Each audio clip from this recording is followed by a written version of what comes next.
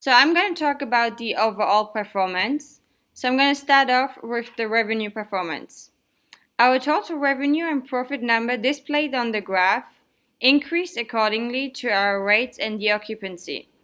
The gross operating profit started decreasing during high season due to the fact that we bought refurbishment and facilities.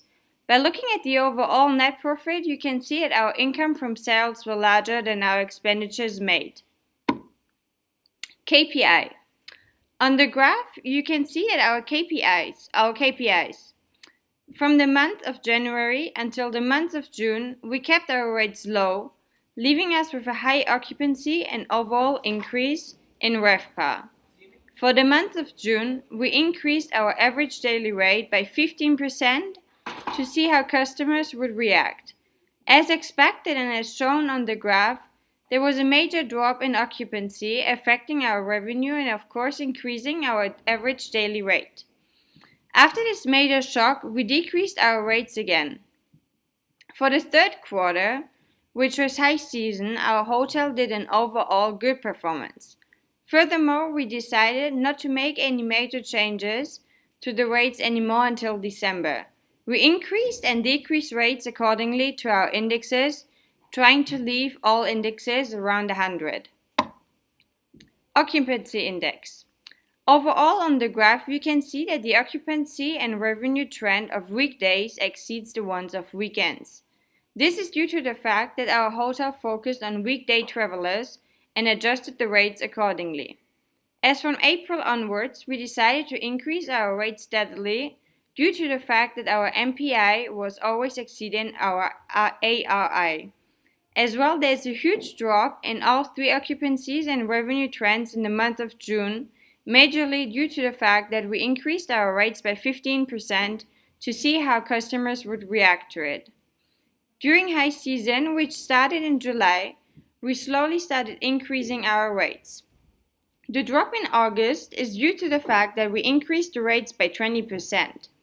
As shown on the graph, this had a major effect on the overall room occupancy and revenue trend, making a decrease until the end of December. Channel production. By looking at this graph, you can directly see that we focus on getting the highest revenue mix from our direct channel, as other channels can increase additional costs for the hotel.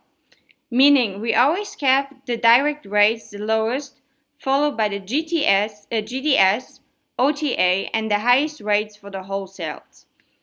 Accordingly to this, the revenue mixes were established. On the revenue mix graph for segments, you can see that the best available rate, was always the lowest, returning us the highest revenue mix. The increase of the rates from the premium, package, tour affected them in a way that the revenue mix decreased, meaning not attracting as many customers from the sector anymore. The guaranteed, qualified, and contract revenue mix did not get affected overall by increasing or decreasing the rates. We kept the rates very low for the groups in order to obtain some additional revenue from them as well, which can be seen on the two last bars of each month. Market penetration indexes. Our market penetration indexes were always above the baseline until we started majorly focusing on increasing the rates. From then onwards, the MPI were below the baseline due to the fact mentioned before. The overall MPI for groups were above the baseline due to the fact that we decided keeping group rates really low for the 4 quarters. The major drop in the MPI for groups in March, May, July, and November were due to the fact that we did not get the request for proposal of the groups. The increase in MPI for the groups in December was due to the major decrease in the rates for the groups. Thank you very much.